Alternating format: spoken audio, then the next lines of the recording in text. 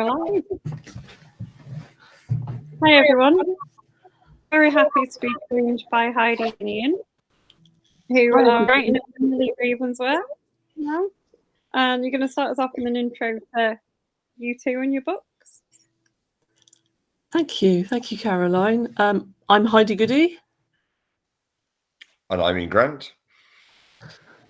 So we've been writing together since 2011. However many, that's 12 years now, isn't it? 12 years. We've written over 40 novels together across different genres, but always comedy. And the thing that we're probably going to talk about more today is our latest venture into having a pen name, because we've been writing together under the pen name now of Millie Ravensworth to create some cozy mysteries. Absolutely. So we've written crime novels before. Over the last 2-3 years, we wrote the Sam Applewhite novels, which was a set of detective novels set in Skegness in Lincolnshire.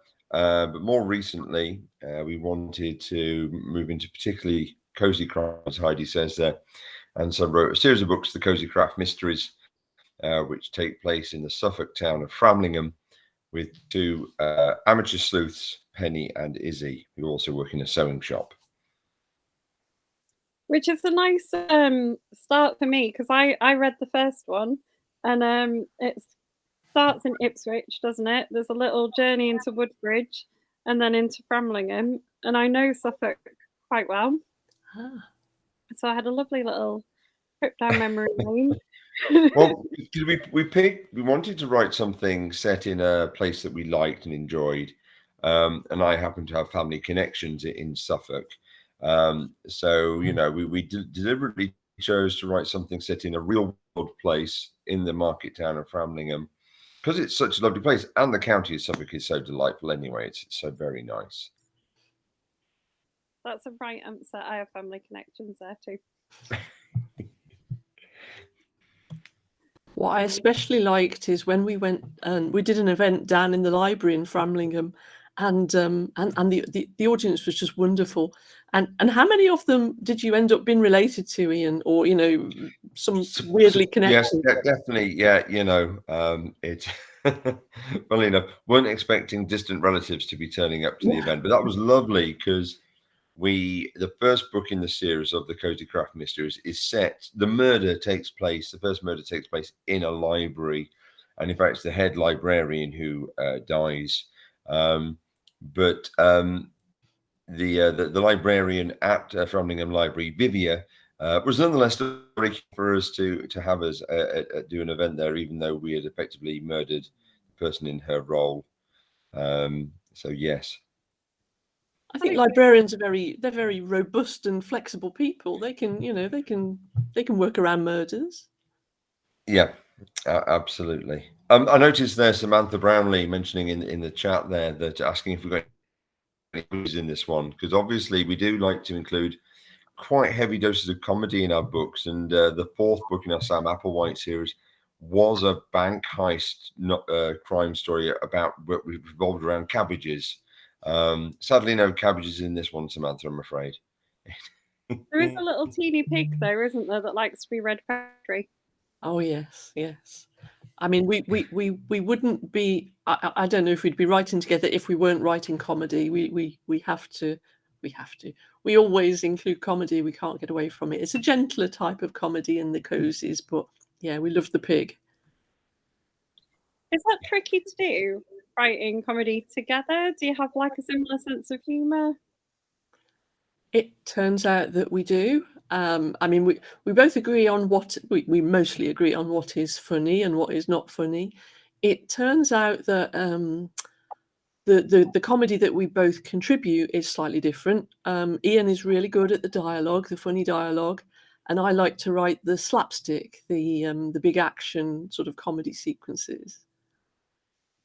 Yeah, and there's something actually interesting about when you're writing comedy together that is very beneficial, because obviously most of the time, when as writers are very solitary creatures and often writing away and thinking to themselves, is this any good? Does anybody like this? Is anyone going to enjoy it at all? And so to have somebody when you're co-writing next to you kind of going, oh yeah, I like that. Let's have more of that. Do that, do that. And I think with comedy, having someone next to you to kind of go, yeah, please do more of that. Let's have more of that. So it's very encouraging, very supportive being co-writers, which considering comedy is so subjective. And that's really important because actually some things that I find funny, you won't find funny. And some things that you find funny, I won't find funny. And we all have our very unique taste when it comes to comedy. So to actually have someone supporting you in your own style of comedy is very, very helpful. Another reason that writing partnerships work quite well with comedy is it gives you the ability to stretch a joke.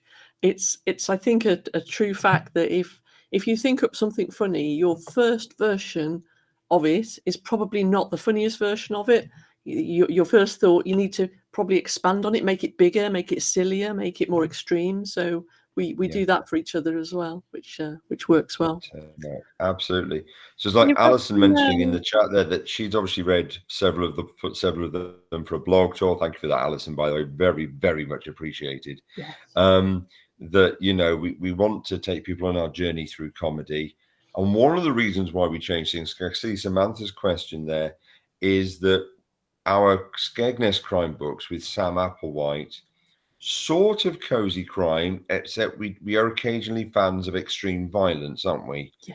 So in the Sam Applewhite books, it's the first book alone, a man accidentally gets his leg bitten off by an alligator at a petting zoo, which just wouldn't fly in a cozy crime. That's too violent. So I think we drew a line, didn't we, Heidi, when we moved to cozy crime about what was acceptable. Yes, it never, I quite honestly never crossed our minds that the Sam Applewhite books might be seen as cozy, but some people did see them that way. So we decided to lean into it a little bit more heavily. And so, yes, these are books that your mum would like and, would not be horrified by. So, yeah. You're too good at this, you two. You keep asking the questions off the stream before I get a chance. Oh, I'm so sorry. Sorry, Caroline, we're depriving you of a job. Sorry, yeah. You lead with the questions. People making my life easier for me is never a bad thing. I mean, I think Sam's question was a good one because my mum would probably really like these because my mum's the one who I was saying had the family ties to Suffolk. She was born there. So she probably quite enjoyed them. And it's always interesting that because actually having written books set in real places, which we mostly have done.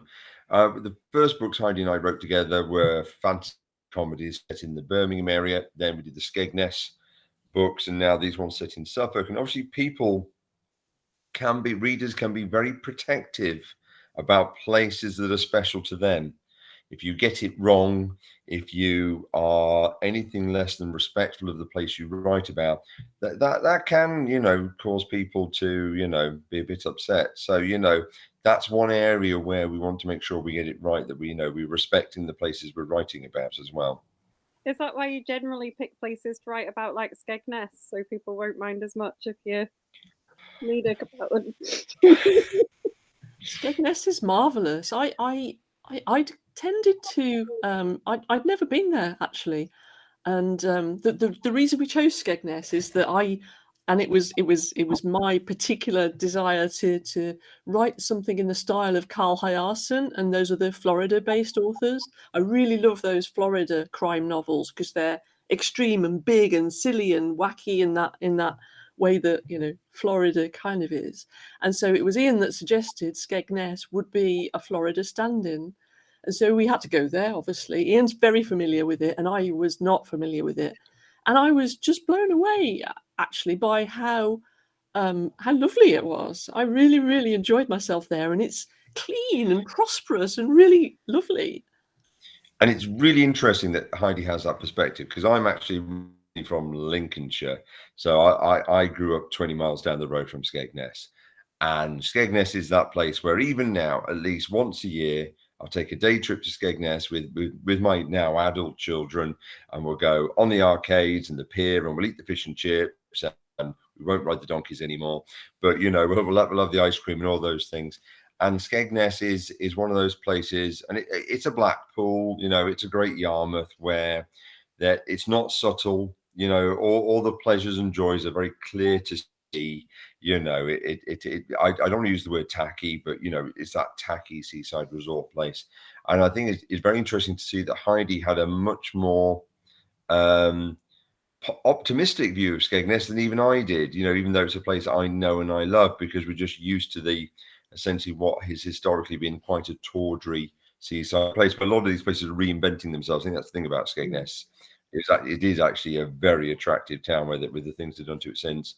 So in fact, yes, it seems to have been my family connections, because I'm from Lincolnshire. My wife is from Suffolk. So, you know, we have kind of leaned into those places in those areas. Yeah, it's time we had a small rural North Warwickshire village crime series, because did actually Alison, who's one of the people, it turns one of the bloggers on our blog tour, it turns out she lives about a mile and a half down the road from me. So that's amazing. It's fascinating that you have these people who, you know, you find these links with people, particularly when you get involved in being a writer and so on. No, absolutely. It's weird the links you find, isn't it? I'm from Lincolnshire as well. Oh my goodness. Strange links. Alison's said hello because she's popped in on the stream. So is Donna, Laura, and Sam. Sam is still, she's the biggest fan of your cheese books.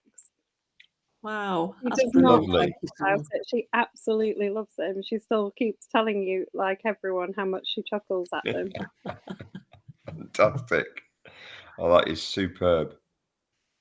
Alison, like you said, had read the books. She also wants to know which of the many great characters is each of your favourites.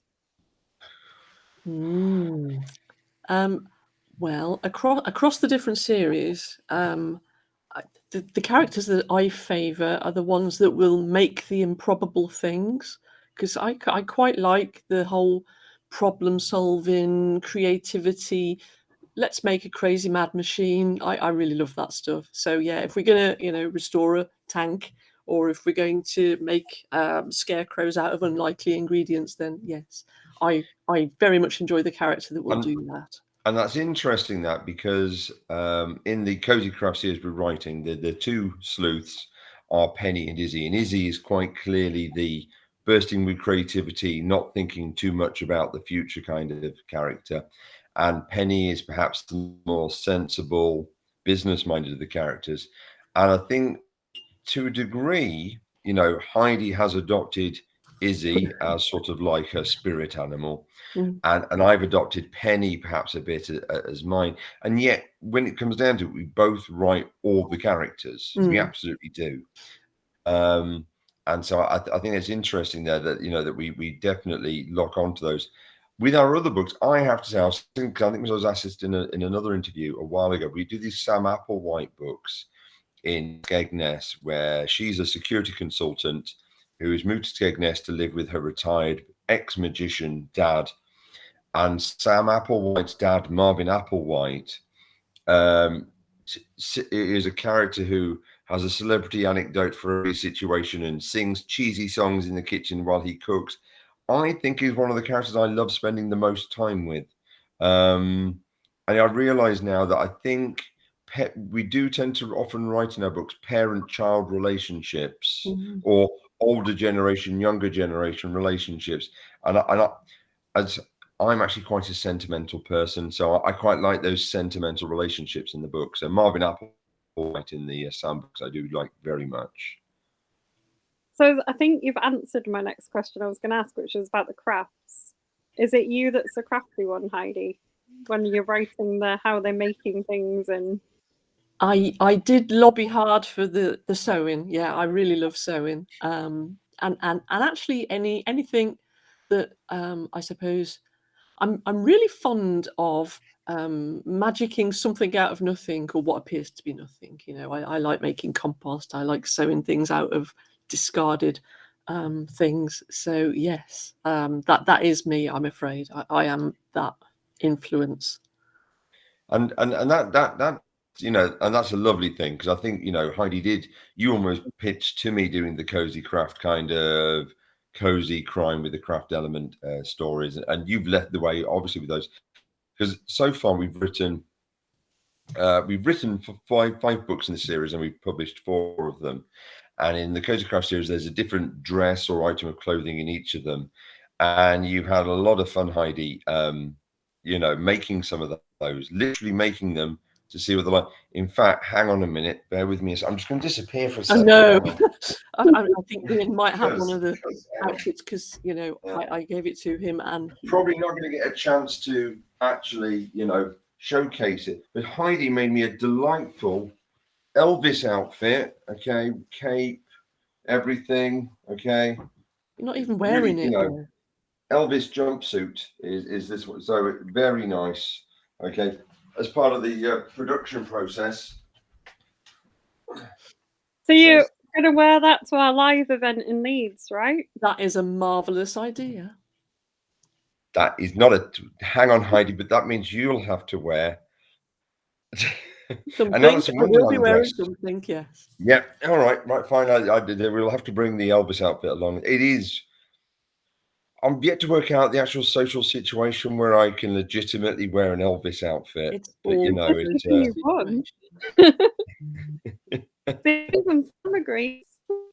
yeah. The live event. Yes. Does the Alice in Wonderland dress exist as well? Did you make that too? The Alice in Wonderland dress. Oh yes. I've got that upstairs on a mannequin. Actually, it doesn't look good on me. I have to say, I'm not wearing it. But yes, it looks good on the mannequin. I mean, you say you don't look good in that Wonderland dress. I will point out that when I'm wearing the Elvis outfit, it's very much late stage Elvis. Okay, it's very end of the road Vegas Showtime Elvis. But I think creating those things craftily for the books has been a lot of fun, though. And in fact, because one of the Heidi and I have been working on a couple of film sets this year just for fun, because as writers we just do love doing fun stuff. And I think this week you've been mostly trying to create special effects, haven't you, Heidi? That's part of your crafty nature. Yes. I didn't. Ian volunteered me for this job. I literally was not going to do it. I thought, no, I've got other things in my life. But Ian said, Heidi'd be really good at that. And so, yes, I find myself doing special effects. So I was mixing blood out of food ingredients on Monday, and I also made a head for it's a horror film. There's a head stomping scene, and I was told, oh, all you've got to do is get a melon, hollow it out, put icky stuff in the middle, put a wig on it, and make its face up. That's all you've got to do. And when you say it in a couple of sentences like that, it sounds like 10 minutes work. It turns out it's several days work. So yeah, we stomped the head on Monday. Nice. And made fake blood. Yeah, fake blood, it turns out, is really quite simple. It's just a recipe, and I don't know why they were making such a fuss about that. They don't need a whole separate person to do that. No, it is. I make it occasionally to do projects. Projects. Wow. I need to hear more of this. So, apart from that, what do you make your own movies? Are you going to make all these things and then make a kind of crafty crime movie? Oh, crafty crime movie. We should. We made a tiny trailer last year where we were on a film set in the hills of Derbyshire near Matlock, filming another horror short, and we realised that we had all of the ingredients to make a trailer for one of our books, because it was about hunting humans. And it's like, we're here in the woods and we've got hunters dressed up with toy guns, and so we grabbed one of the actors to make a little trailer for our book, and he did, didn't he? He just okay, we'll go for 10 minutes. Absolutely. And I think it because we do. I don't want to say we enjoy messing about, but we enjoy all the stuff that goes around the outside of being writers as well. So it was like Heidi mentioned it. It's not specifically crafting, but in that book, which was the 6th book in the Sam Applewhite series, Jägermax, which is a story about hunting humans, there's also a bit where the characters refurbish and then drive a tank. And one of the lovely things I think about being a writer, and Heidi does this a lot more than me, is that we just got in touch with the tank museum and just went, can we come and have a play with your tanks, please? And if you say, because we're writers, people let you do anything. It's brilliant. So, we popped it into Leicestershire to go and have a play on some tanks just as a bit of research. So I think we get to enjoy some of the creative license that comes along with it. Because I think, it's a bit like the thing, crime readers, as the members of the book club are, will know that crime writers have the most astonishing search histories that, that they end up looking up all manner of things because you want to commit crimes, so we, you end up doing some very dodgy research, really, when you're doing crime stuff. So I think we enjoy being able to explore things because of the nature of this job of being a crime writer. So what is the most fun thing that you've done in the name of research? Oh gosh. The name of research. Most recently, it's not probably the most fun, but we are working potentially on some cozy crime novels set in London. And we wanted to write a book where someone is murdered at the Palace of Westminster. So again, I'm surprised that the security guard was so helpful, because we just went up to the security guards at Palace of Westminster and went, if I was going to murder somebody, where would you hide the body? Or, if you was going to murder somebody here, and he was astonishingly helpful. That was our most recent fun, where we just, started asking bizarre questions in the House of Parliament. That was nice. But the most fun we've had, Heidi, what do you reckon? Oh, I mean, in the name of research, or promotional activities. We have a long and terrible history of bothering the public. Actually, we faked a monster sighting in the canal in central Birmingham. That was good. We had fun doing that. And just going on research trips to visiting places. So I think when we were writing one of our earlier book series, which was Clovenhoof, about Satan losing his job and having to move to Birmingham, we had an ill-fated trip to try and go visit some Welsh islands, which were unfortunately, didn't work out because of the bad weather and so on. We just keep having all the fun, really. I think that's absolutely the case. I have to think what else we've been up to, or what we plan to do next. I think the next big thing we're planning, when we get round to it, is a research trip to Florida itself, so we can actually write some crime novels set in Florida. That's going to be a lot of fun. Yes, following the Carl Hiaasen sort of vibe, we quite want to take Sam Applewhite over to Florida, so we want to do a research trip to there. Yeah. Will she meet Skink in the swamps? I hope so. Oh my goodness, I'd love to go to the Everglades. And yes, Skink is. I should be peering under every log looking for him. They're the best, those books. They're so good. They are. Alison said that her mum loved Clovenhoof. Oh, excellent! Oh, wow. I mean, if your mum loved Clovenhoof, then she might find the cozies too tame. Actually, yeah. Because I think there's an interesting point that as writers, we work through. I was about to say we work through our issues. I don't mean that, but our Clovenhoof books, the ones about Satan, they are sadly quite rude and juvenile, and somewhat they are very vulgar, which is the exact opposite of what we do with the cozy murder mysteries, where there's very few swear words, hardly any, and certainly not that kind of vulgarity. So we kind of work through our different sides of our persona in different books, don't we? Yes. And Laura thinks you're probably on a watch list at Westminster. Oh, probably, yes.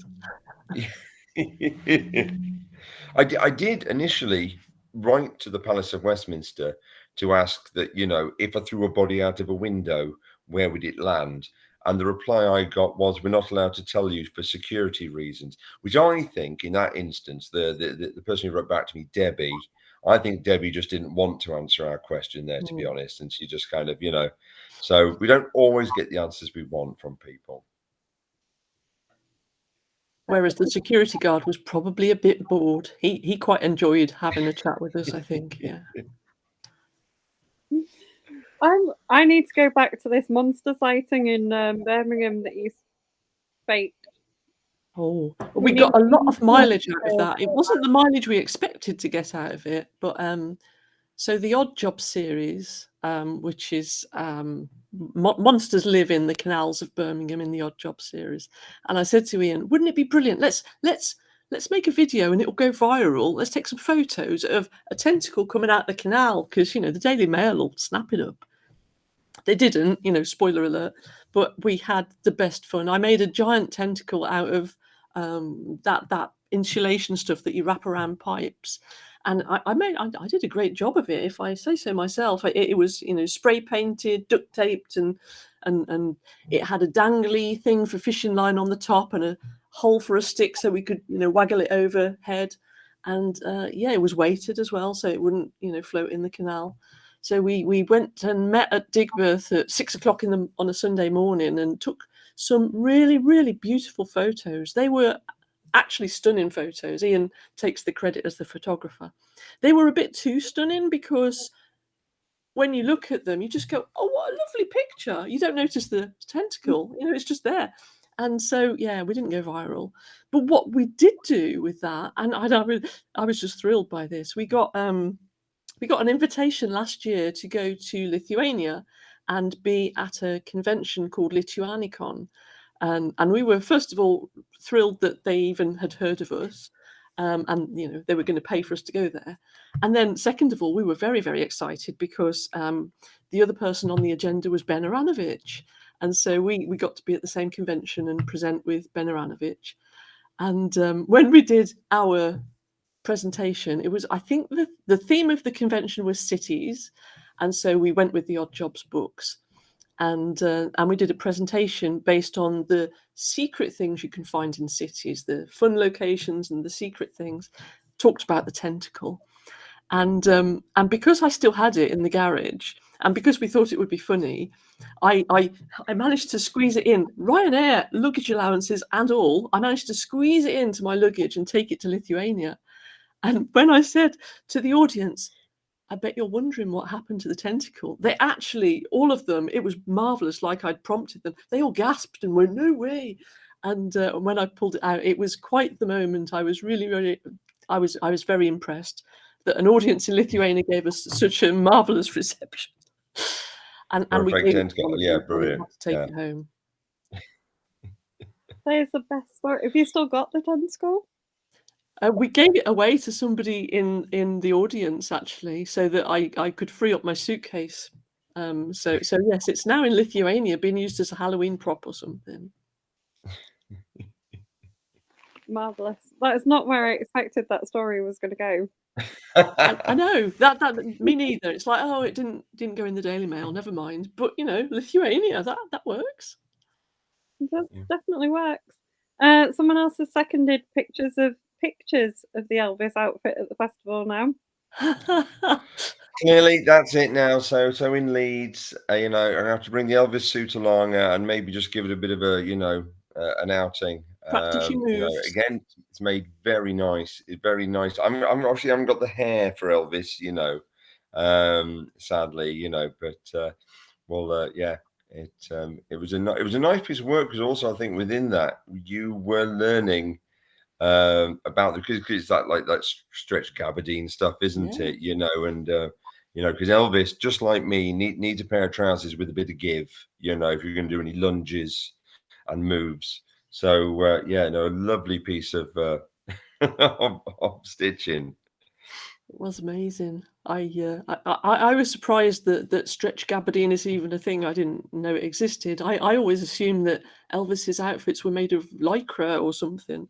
But of course, we're going back quite a few years, and probably if you put Elvis in lycra, he'd look plump at that point in the 70s. So the Stretch Gabardine is a little more supportive. It's a really fascinating subject. Alison has said your books would make a great TV series. Oh, thank you. I think we were written the Cozy Craft series recently, and I think there's a certain type of television program, a certain type of telly genre when it comes to crime, very popular at the moment. I don't want to say our books are kind of like Sunday night ITV, but they're sort of Sunday night ITV. So very approachable, very consumable.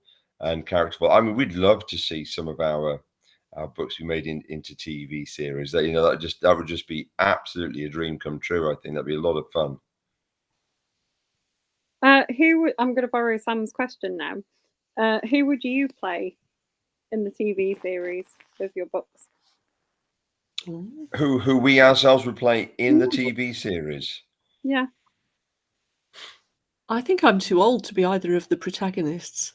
I'd have to be one. Oh, do you know who I'd love to be? They've got a nemesis, a slightly older lady who runs another sewing shop in a different town, and she's like a kind of Cruella de Vil. Well, she's not, obviously. She's just a woman with a shop, but we paint her a little bit Cruella de Vil, and that's who I'd like to be.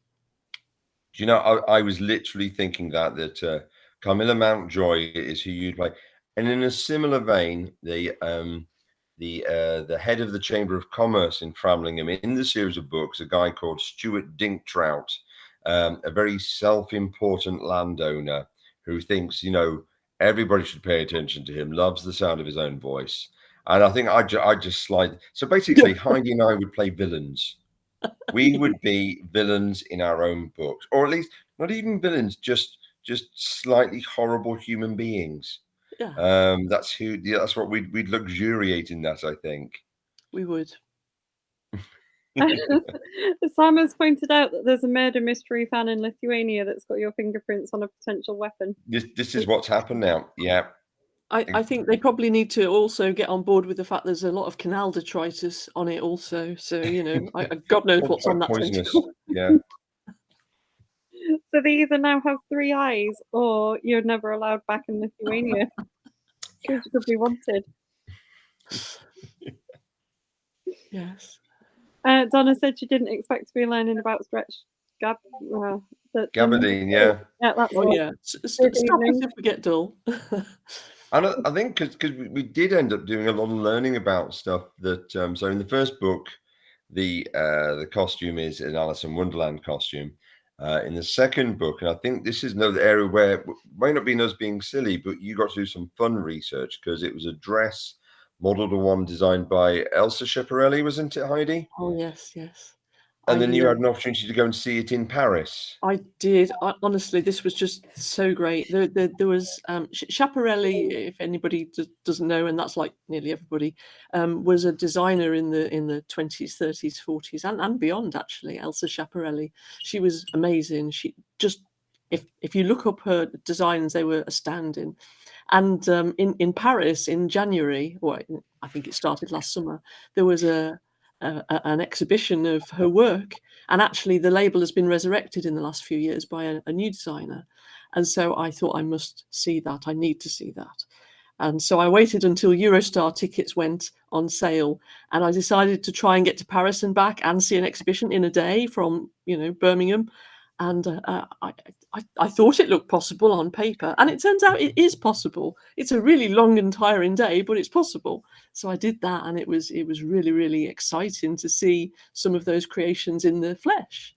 Yeah. So yes, that was a fun research day. Ian didn't do that one. That was just my own crazy adventure. That does sound like a really long day, though. Yes. Yes, I think I made it longer than it needed to be with all the contingency at each point, because I thought because those tickets, the train tickets, I didn't want to buy an expensive fresh one on the day, so I left big chunks of contingency, and it's like, I could shave a ton off that if I would. It does feed into one of the things that we share as writers, because we are both very early creatures, aren't we? We're both up very early. So when we meet to write, when we meet to talk or discuss writing, or when we're meeting to do projects, we're up and out at the crack of dawn. We're very much those kind of individuals. We're annoying by being too early. Yes. Yeah, well, there is that as well. But I mean, yes, it's very important to point out at this point that, whilst Heidi and I are married, it's not to each other. So our respective halves just look at us and just shake their heads and go, what are they doing now? What are they up to? But yeah, out there, very early hours doing daft things. So how does the writing work? How do you split it? we've tried all sorts of different models over the years, and we've figured out various models that work. The cloven hoof model, as we call it, because we even have names for some of these, is we plan.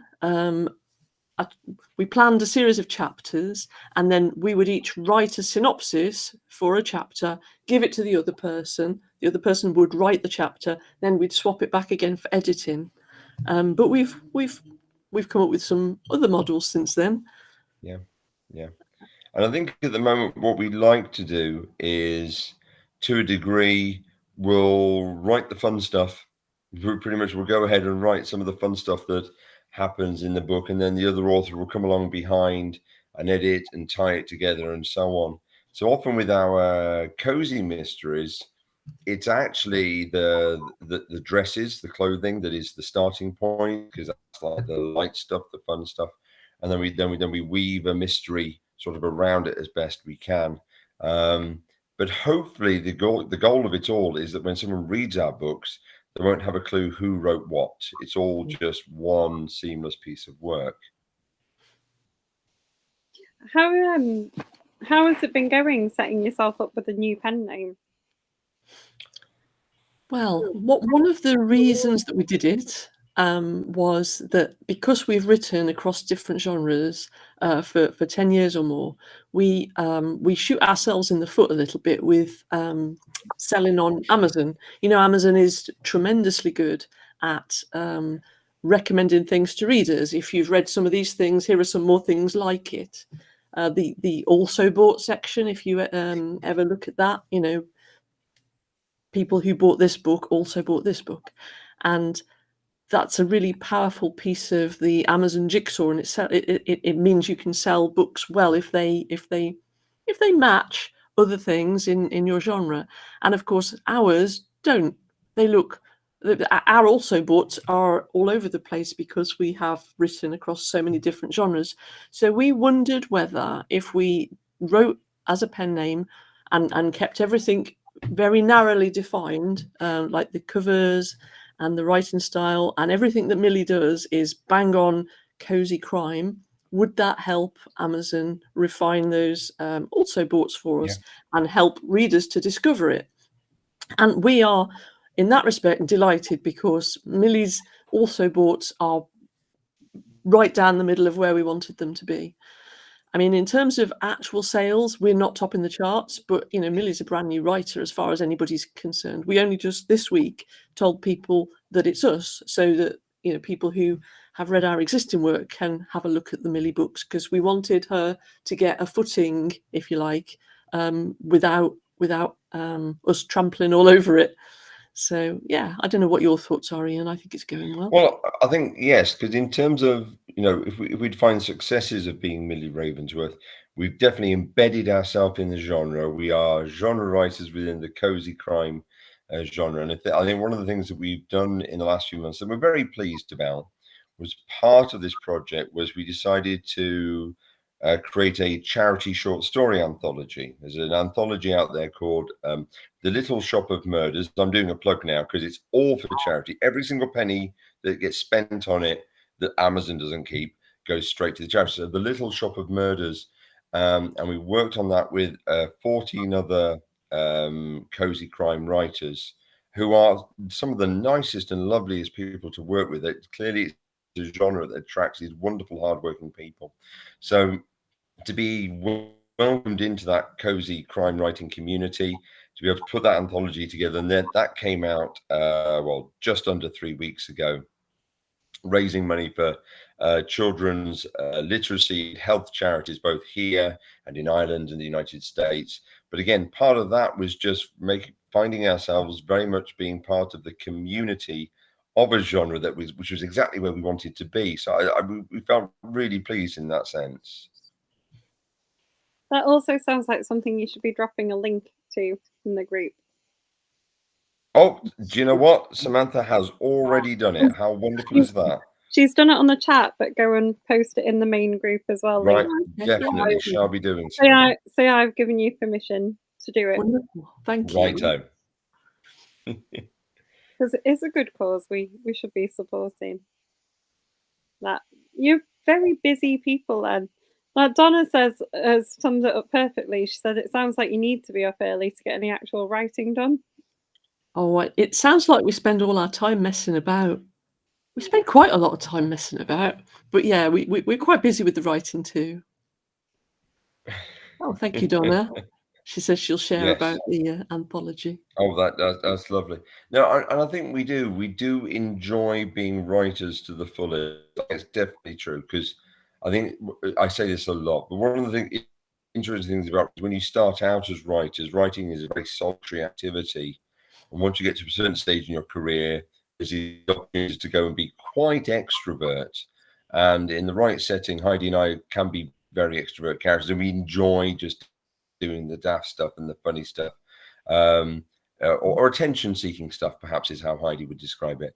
So, but no, we do enjoy that. But yes, we have to get the writing done as well. Yeah. I think part of it is I personally really enjoy the if I use the word community, that sounds sort of cheesy, but every different aspect of writing that we enter has a community. It has a these are my people, and we like going to conventions. We like going to meet up. Even I at the film shoot that I did on Monday, I spent some of my time going around capturing little talking head videos of the people who were working on the thing, asking, why are you here? And the phrase that came up really most of all is because I've worked with these people before and I really like them. And it's like, we're doing this because we want to make the thing, but also because we like hanging out together. And there's a lot to be said for that. Yeah. Yeah. There definitely is. Alison's commented on your covers for the Millie books. She says they're great with a costume featured in each story. Thank you, Alison. Who designed I think we're very, very pleased with those covers. For quite a few years, been working with a designer, I think in Bosnia, could be Serbia, I forget now, Milan. And Milan has been helping us do our covers for a very long time. And I know we really like this, but there's an interesting thing there because I imagine members of the group will know this. When you look at crime books by American authors and crime books by British authors, the style of covers and the style of covers that appeal in different countries can be very different. And I think with our Cozy Craft series, those covers, not a deliberate choice, but they're much more of an American style cover. They're very light and colorful and with lots of elements in them, and much more of a focus on perhaps the cozy rather than the crime. Whereas I think with British crime fiction, even with cozy crime fiction in the UK, there's often covers with that brooding sense of menace on the cover, that kind of, dark clouds over the vicarage kind of sort of appeal of things. So we really enjoy these very light and bright covers that we've got. Do you find the covers, because there's a lot of sort of research, isn't there, about covers and how quickly people make a choice and things about their books. Do you spend a lot of time like choosing your covers? Do you sort of really think about it before you put them on there, thinking about that? Yes, we I can't remember if there's a spreadsheet involved. If Ian's on the case, there's normally a spreadsheet involved. But we spent before we started even writing our cozies. Actually, we spent a lot of time looking at other cozies, obviously, because you want to get it right. You want to make the correct choices so that readers don't feel like they've been sold a duff thing. And so yeah, we looked at covers and we looked at what was working and what we liked, and we I think, as Alison said, we wanted particular elements to be on our covers. We wanted the shop front because it's a shop and that's going to remain consistent. But there are little elements out of each story that are on the covers, and it's playful and fun, and we love it. And I mean, it's an odd one. There's obviously the well-known phrase, "Do not judge a book by its cover," which is a lovely, lesson in life. But in reality, readers, that's exactly what we do. We find images. As a reader, we see an image on a book and we're struck by it. It's arresting, and so that drives us to have a look, to read further. So from a writer perspective, the covers are very, very important. So we're we're at the point now where I get to ask you one of my favorite questions, which is, what have you been reading recently that you've really enjoyed? Oh, I am currently reading The Manningtree Witches. Is that the correct? I think that's the right title, and I've forgotten the author. Which I'm really liking, actually. I'm really liking it, even though it's horrible, because you know exactly where it's going. Bad things are going to happen to innocent women. It's about the witch trials in Essex in the 17th century, but it's endlessly it's beautifully written. I'm loving the style of writing. How about you, Ian? Yeah. So the book I'm currently reading, and I'm only a part way, I'm reading The Corfe Castle Murder by Rachel McLean. I should probably put my hand up as a little caveat here and kind of go, but Heidi and I know Rachel personally. And obviously she's written some wonderfully successful crime novels over the last couple of years. She had a Zoe Finch series set in Birmingham, and then the Dorset crime series. So I'm really enjoying that one. What I like actually about both that book, but also quite a few of the cozy crime books we're reading and the ones we're writing, is they've got that element of nice small chapters. So you read a chapter and then you go, oh, just one more, and then you read that little chapter and it's, oh, just one more. And I think those stories that just drag you in and keep you engaged, all the time. I think that's fantastic. So the very nature of engrossing modern crime fiction. So that's what we're reading. That's what you're reading, but what's been your kind of favorite reads so far of the year? Oh, favorite reads.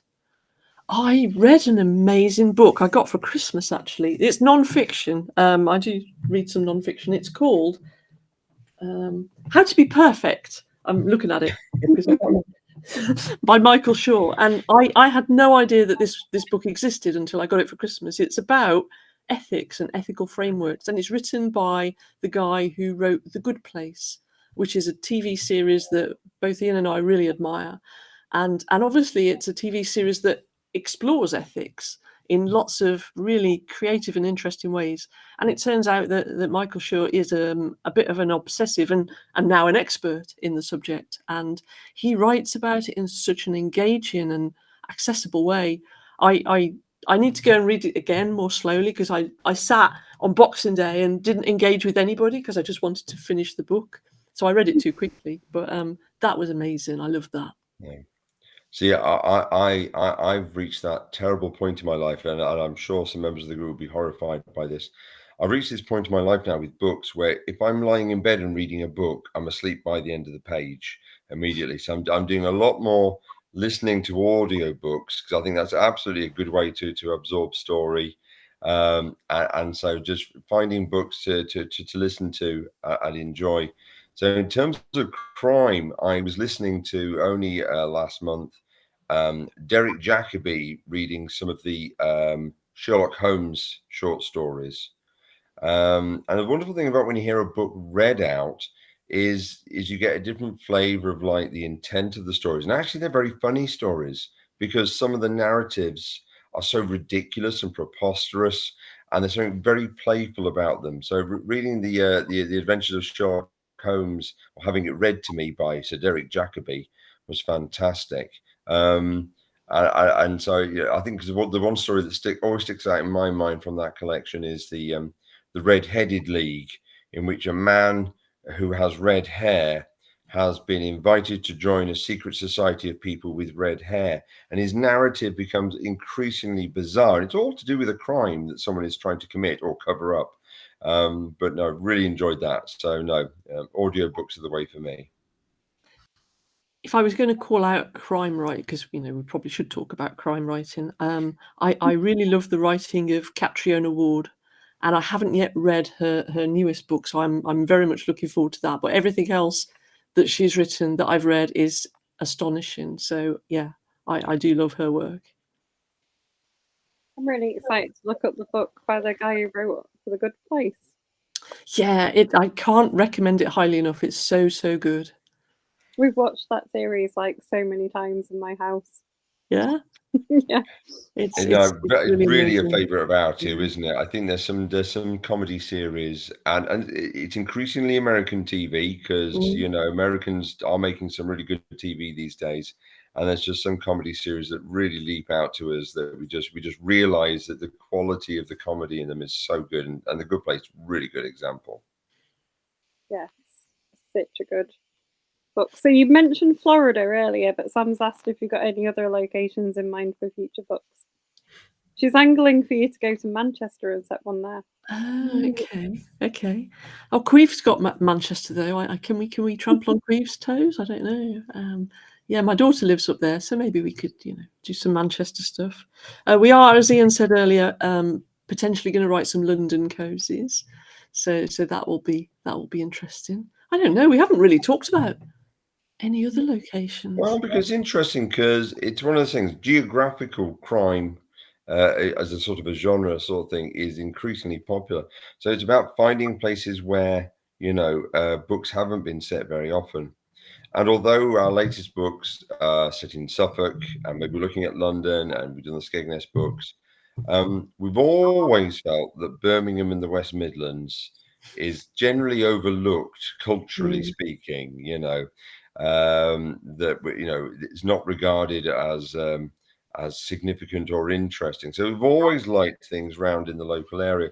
I think though as well, for no a special reason, Heidi and I often with our books, if given a chance, drift towards Wales. We just go Yes, off to Wales for a we bit. do. We do like that. Yes. I think one of the things that an area that I think would be interesting for crime, and I'm sure there has been some. This is a mild digression here. We've had over the past year a young Ukrainian come and stay with us, obviously with the issues with the war and the refugee status come and work with us, and she's now working as a translator down on an army base down in Kent.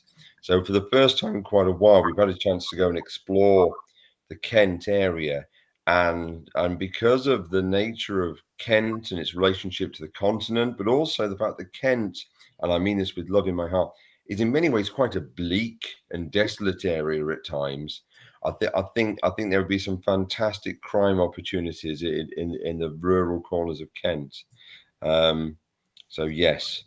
I see that Donna says there, pop by Dunstable, no one knows we exist. So Yeah. that's interesting as well. It's Good place. I was laughing at Sam's answer. Yeah. She said people share if you come to Manchester, she'll volunteer to throw things out of windows to see where they land. That sounds like yes. Well, if she wants to join in with our crimes against the public in the name of PR, then yeah. Absolutely. Yeah, 100%. I'm down for that. I'd willingly help you guys and Sam with that experiment. Oh, wow. There we go. Wonderful. Because we had a book launch, this charity anthology last weekend. Because interesting about readers getting involved and so on. And because it was a book launch for a murder mystery, and one of the stories in the collection was about a murder mystery that takes place in a bookshop. And I was very convinced that what we should do is stage a murder in the bookshop at the book launch. I felt, Heidi, you were a little bit more skeptical about how members of the public would react if someone dropped dead from poisoning I in the bookshop. I mean, if somebody had a heart attack and it was on us, I would feel really quite bad about that. So yeah, we can't be. Generally, we found, I think, when we've invited people to join in with our silliness, whether it's tentacles on stage in Lithuania or whether it's other activities elsewhere, people want to have the excuse to join in with the fun. Often in life, all an adult needs to behave like an absolute child is for someone to say, yes, you can. And then Unless it's singing. Not everybody wants to join in with singing. And quite a lot of people don't want us to sing, to be honest. I know. That's the wonderful duet that we did by Birmingham got a Banksy. I don't know if you remember, a couple of years ago, Birmingham got a Banksy, and we went and we wrote it was gorgeous, but no, nobody wanted to come and do a Banksy song with them. No. I'm down with the murder mystery at the bookshop. I think that'd be brilliant. See, absolutely. I think it would have been a lot of fun. We sort of did one. Very low key. A low key murder in a bookshop. Yeah. Brilliant. Donna's offering to throw stuff out of windows for you as well. Oh, thanks. Do you know what we should do? We should throw things out of windows in every location, and then see if we can make an audible thump that the nation is mystified by. I have a whole class of students that would cheerfully chuck stuff out of windows for you. Oh, ow! Because did anybody else ever read that fact that got put in a load of books when I was a kid anyway, that if all the people in China jumped on and off their chairs at the same time, it would create a tidal wave that would wash over Europe? And it's like, why has nobody tried this? Why has nobody made that happen? I mean, obviously it's bad that, we wouldn't want to do that, but I was surprised that nobody had put it to the test as a child. It does seem like the kind of thing people would do, isn't it? Remind people we've got 3 minutes left before we get distracted by planning tidal waves, of what they're going to go away and buy. So there's the charity anthology. Little Shop of Murders. Yep. Obviously, we'd love people to start reading our Cozy Craft series. The Wonderland Murders is the first book in the series there. Although if people do like their crime to be a little bit more violent and chaotic, we had a huge amount of fun writing in the Sam Applewhite series, which starts with the book Seal Finger, or one word, Seal Finger. So yeah, those are the books to go and read just to get a taste of our kind of writing. Brilliant. And then Sam summed it up wonderfully. She said, "Thanks for a great hour. 3 of my favourite people in one place." Oh, that's so nice. Thank you. She looks forward to messing about in the name of PR. Brilliant. Absolutely. And Laura suggested we do the experiment of everybody in the book club throwing something out the window at the same time. Yes.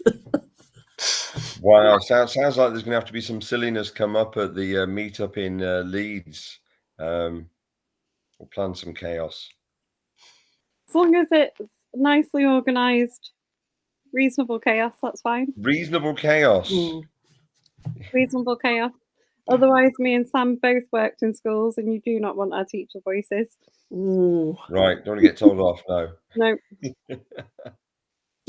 But thank you both. It's been amazing. No, thank you very much for having us. Yeah. Really enjoyed it.